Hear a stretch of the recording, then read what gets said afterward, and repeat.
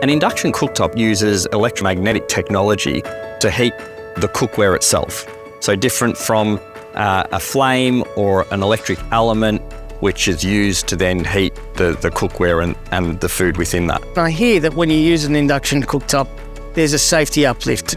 Yeah, the induction cooktop is inherently safer. We don't have an open flame or a burning hot element sitting there to burn us or cause fire in the kitchen. So they're much safer in that respect. They also have safety features built into them typically. So there's auto shutdown if you forget to turn it off, and child safety locks. The speed and the cooking experience using an induction stove, what's it like? Unparalleled speed and efficiency in the kitchen. Induction cooktop can actually boil a pot of water much faster than a gas or electric element stove can.